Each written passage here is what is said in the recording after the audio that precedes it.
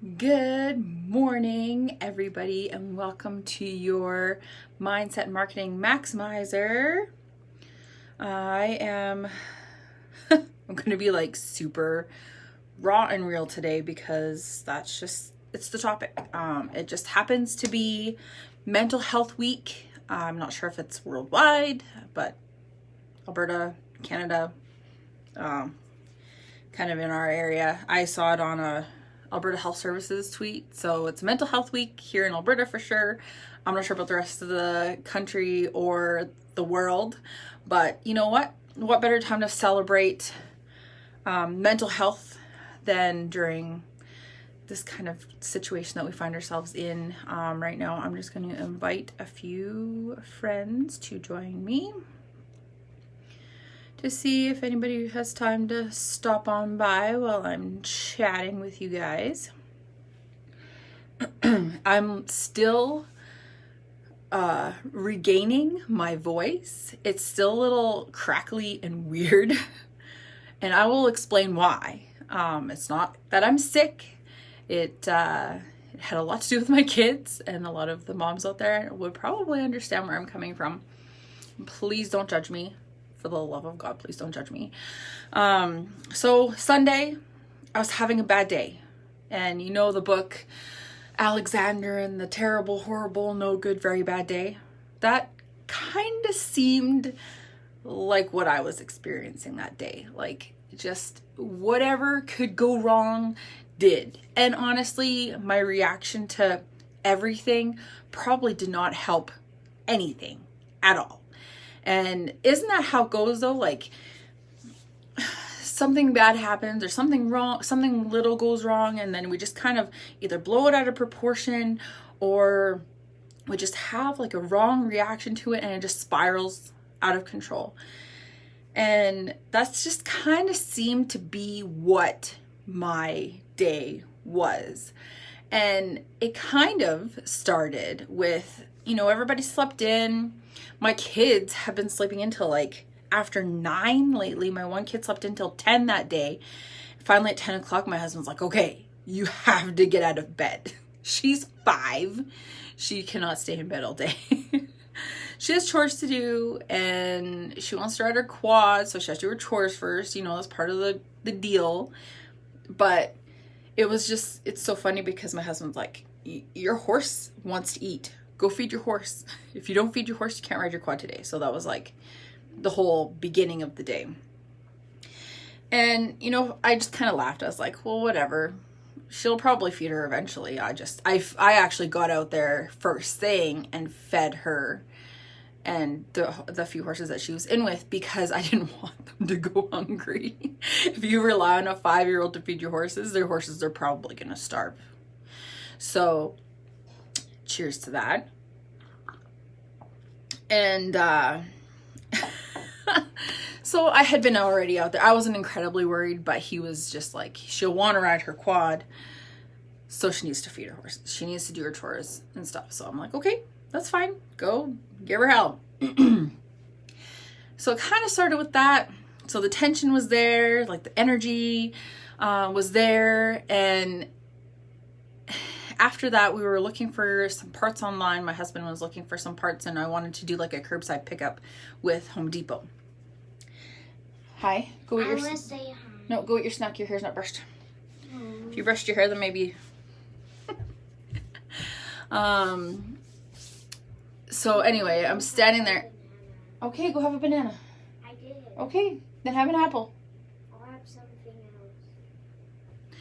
else. Where was I? Oh yeah. So I was standing he was sitting at the kitchen table. He was on my computer.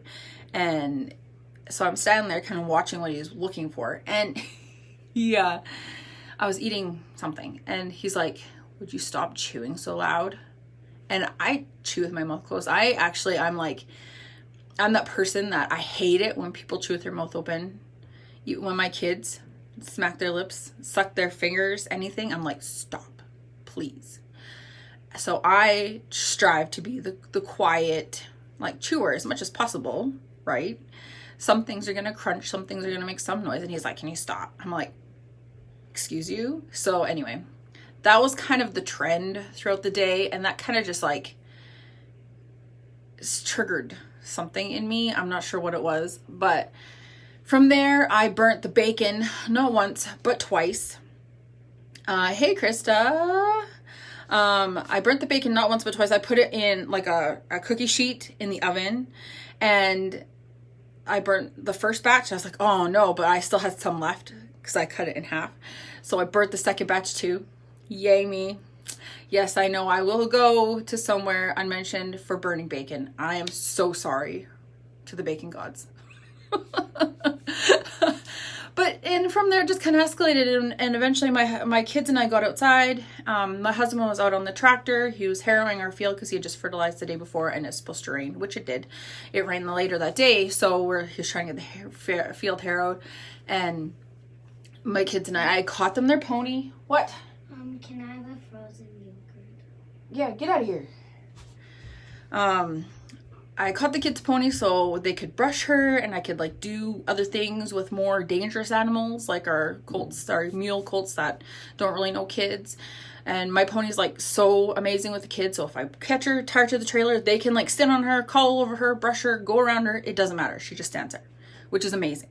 I love that freaking pony. So anyway, so they're brushing the pony. I have the oldest one up on top of her. She's brushing her mane. And I'm like, okay, I'm going to go catch one of the mules so I can feed them their oats. And they're like, okay. So I get out there and I get a rope around the one mule and I go to put his halter on, and they're screaming bloody murder at me. And I'm like, what is going on? Anyway, between the high-pitched screams and me freaking out at them, I lost the mule, and that made me even madder. So it just like snowballed, just piled on top of each other. And I'm like, ugh. So I'm like, you want to scream? Let's scream. And this is where my voice thing comes in, like the fact that I'm still regaining my voice. I screamed at them. We were outside, so, it wasn't enclosed or anything, so it probably wasn't as loud as it could have been. And I'm not proud of this moment of my life at all, but I screamed. I'm like, you want to scream? Let's scream. And I just sat there and I'm like, just let it out. And then I'm like, you know what? I'm done. I tossed the horses their oats.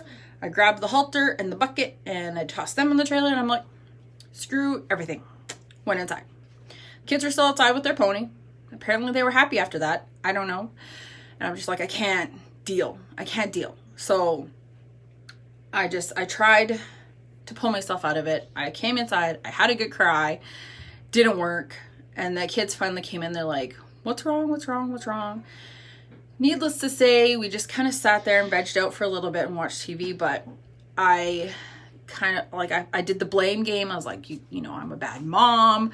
I can't believe I screamed at my kids like that. And then, yeah, so it was like all the bad self-talk and everything. And it just kind of all piled on. Eventually, my husband came in from the field when he was done harrowing, and I went upstairs. I'm like, I can't deal. So anyway, eventually I did pull myself out of all of this snowballing craziness of the day. But pretty much, like, it's so hard to realize what is happening when it's happening. Hindsight's 20/20, right? But when you're in the moment, it's hard to pull yourself out. It's hard to take that moment back after you've screamed at your kids. It's so hard. And I just, trying to pull myself out of that whole thing, was so hard for me. And it took all day. I'm just going to get some tissue paper. Mom, I want yogurt. Okay, have your sister get your yogurt. Sorry. So, what kind of helped me, even though it's not, so I couldn't do everything all at once or try everything all at once, but I kind of did this and then I did that and did a couple other things. What? Look at Zoe, get her a yogurt, please. Thank you. Oh, she's 5 going on 15, I swear to God. Hi. You're still in your jammies and you have a naked butt. Plus, we're potty training. I did need a release. Yeah, thank you, Krista. I love you, girl. So anyway, among all of that, and that's like Krista says, don't beat yourself up. And that's kind of in my list here of like things that you need to keep in mind when you're trying to pull yourself out of these no good or really bad days. So one thing that I absolutely love, I even taught my kids to do this, is box breathing. When things feel like they're getting out of control, when you feel helpless, when you feel like screaming, ironically, box breathing helps so much. It just like, it centers me so much. So when you breathe like you're breathing in the sides of a box. And to me, I breathe equally, but some people like different beats or whatever. You I breathe in for 5 seconds, all through my nose, breathe in 5 seconds, hold it for 5 seconds, and release 5 seconds. So it's like a measured breathe in, a hold, and a measured breathe out, all through your nose. It just like, there's something about breathing in and out of your nose that helps calm you. And you can also like, what I like to like focus on something that's like kind of tranquil. So I'll like look out the window at my horses, or I've been feeding the birds this year, so they're out the window, and just something nature. Or some people like the fish thing. If you have satellite or TV or something, there's like a fish channel or the fireplace channel or something like that. Something like not mind numbing, but just like something that'll just calm you, you know? So everything, there's different things that work for everybody, but this is one thing that just, find your thing. Do it while you're not in the moment. Do it while you are on a normal day, because then you can write this stuff down. And then when you're in the moment, you can just, while you're like mindless, like ranting or screaming or whatever it is, you can like go back. Krista says, breathing through your nose naturally pulls your body out of fight or flight. I really focus on when I'm running, trying to maintain nose only breathing for that exact reason. Exactly. Yes, that is exactly what I was trying to say. Thank you, Krista. So like, find these things that help you, that center you, that change your state, change your focus, because while you're not in the middle of your rage, because that is just what you'll need to write it down, because you'll be like in your mindless rage. So breathing, box breathing, changing your focus, gratitude, like 1 gazillion% gratitude. It is so hard to think of things to be grateful for when you're in the middle of that. But what I've done is, because I have a journal of like when I've practiced the magic, I've gone through the book, The Magic, and practiced every single magical practice in it 7 times. Plus I've wrote my gratitudes out daily, almost daily, for almost 2 years now. So I have things to be grateful for. I know I do, but just when you're in the moment, you might not think of those things. So I go to my journal, my gratitude journal. I have some in my phone, but I actually have a physical journal, and I flip through it. And that kind of brings me down. Getting perspective. So try and think of your situation without all of that crazy emotion, and come in with an objective look at things. Like, for me, like, it was such a bunch of little things that just kind of snowballed. But why? Ask yourself why. Why did you react to it like that? And you could just come out with like a completely different outlook on it, and changing your perspective could be like the complete 180 that you need. Unplug. This is something I did as soon as I came inside, and I was like, I feel like I need to call somebody, I need to text somebody, I need to do something. My husband's on the field doing his thing, and I can't talk to him. I'm like, who am I gonna talk to? My mom's busy. She was with friends in Brooks or something. My sister never answers the phone. I'm like, who else am I gonna talk to? I'm like, you know what? I don't need to talk to anybody. I turned off my phone. Turned off this phone that I'm talking on right now. Turned it right off. I did not want anything to do with it. My computer was off. I ended up turning on Disney on the TV for the kids so that we could all just zone out. And that was like the best thing. Mom, can you do this? What? Oops. So turning off my phone, computer, video games. Like, I don't understand video games myself. Here, sweet. Here you go. I don't understand video games myself, but some people use them to unplug. But sometimes it could be triggering you without even you knowing it. Like, I think that all of this pandemic stuff is triggering me without me knowing it. I really do, but I just don't understand it yet, so I gotta figure it out. I gotta journal or something. Cut the energy cord to energy vampires and preserve yourself. Do yourself a huge favor and be like, that's why I turn my phone off. I'm like, I don't need somebody messaging me randomly out of the blue for something. They can wait. I need to focus on me right now. Turn my phone off. And I didn't realize why I did it. I just did it.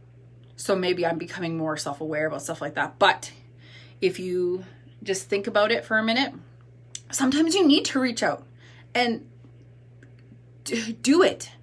Do it. Definitely reach out. It's Mental Health Week. Like, reach out. And if you feel like somebody is needing support, like just kind of how you have a feeling, reach out to them.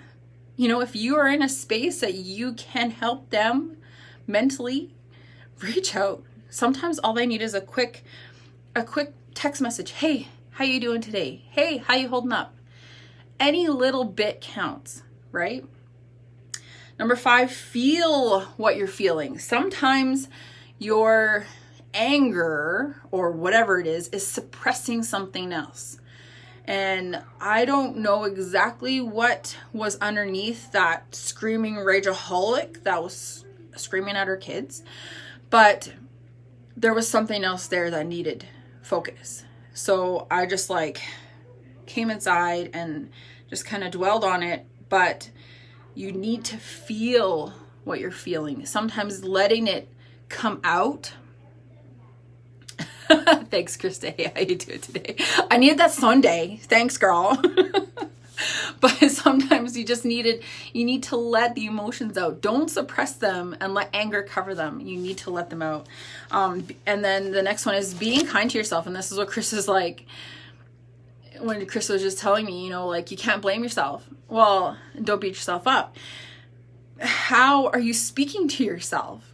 Would your best friend, your kids, your spouse, whoever, would they speak to you like that? Hell fucking no. And pardon my French and everybody earmuffs, but hell fucking no. They would not speak to you like that. So why are you speaking to yourself like that?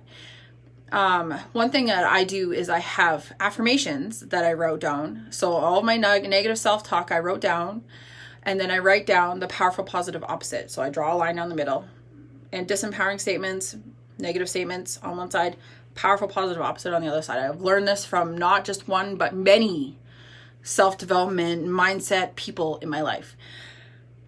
And I have to look at that. So I take that negative one, rip that off, and burn it, rip it up, shred it, whatever you need to do. Keep the positive one and read it when you get like this. Sometimes you need to do all this pre-work so that when you have this one day a month or one day a week where you're like, everything's coming at you and you need to center, you need the reassurance, you just need to read it. I was so steeped into this that I couldn't think of them off the top of my head. I needed to read them. Krista says, can you imagine how your body would feel right now if you had not screamed and trapped that inside? I think you did yourself and your family a favor by screaming and get it all out. Yes, but I probably shouldn't have screamed at my kids so much. I probably should have just gone out to the middle of the field and just let it out, which I've done on a few occasions. But screaming at my kids, probably not the most productive thing, but I did say I was sorry.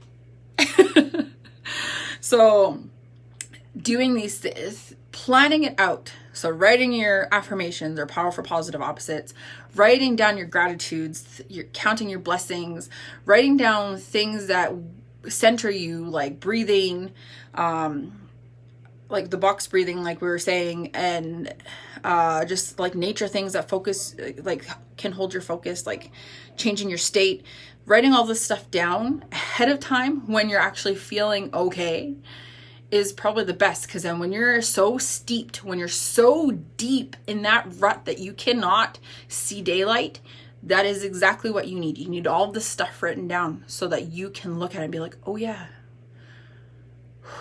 Like, I used to ride. I had a paint mare, and she passed a few years ago. But when I rode her, I actually had, it's called a wither strap, and it raises the breast strap that goes across their chest. It raises it so it doesn't hit their shoulders.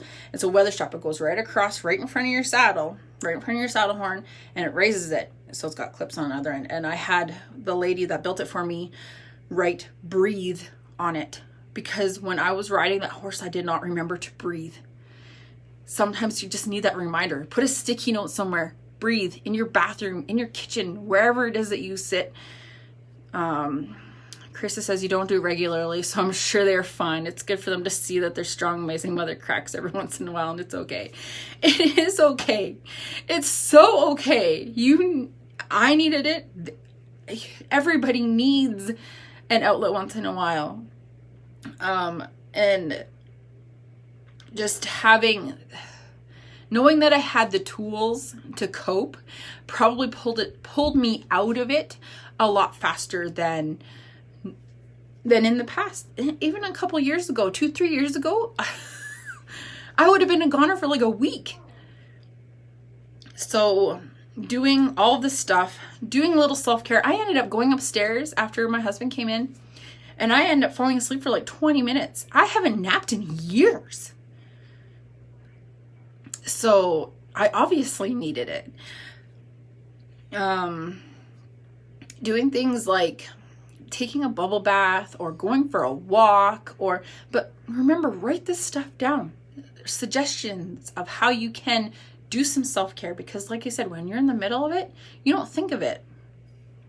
Even doing something different, like one of the ladies that is normally on live with me, Tina, she does distant remote Reiki sessions, which are perfect right now. If you want to try Reiki and you feel like it might pull you out of something, definitely let me know. Or she's in this group, search members, Tina Marie Smith. She's freaking amazing. I love her so much.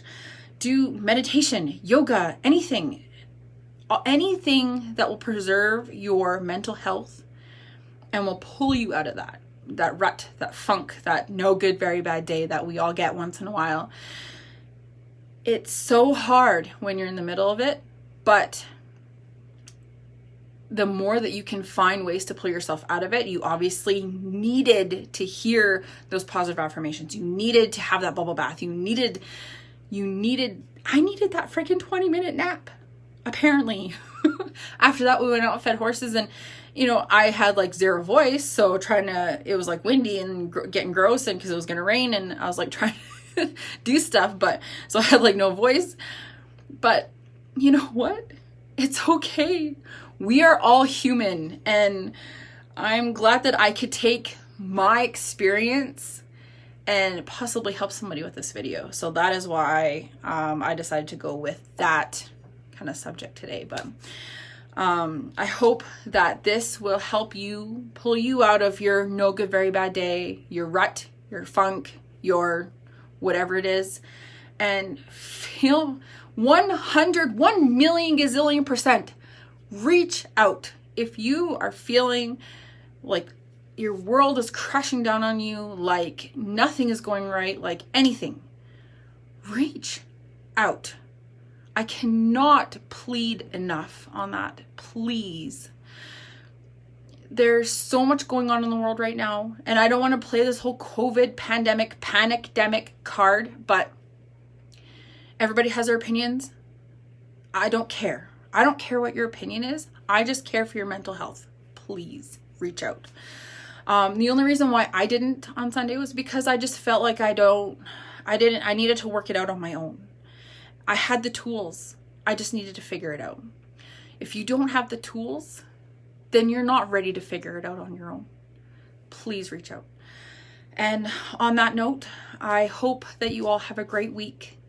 I hope that you are staying safe. I hope that you are staying healthy. I hope that you are well. And I will see you guys here, right here in my group next week on Tuesday morning at 10 a.m. Mountain Standard Time. If you're not in my group yet, there should be a link around this video somewhere. Tap on it, request access, pop on live with me, ask your questions, get to know me. I'd love to get to know you. Thank you so much, Krista and Margie, for popping on live with me. Thanks, ladies. I will see you next week. Bye.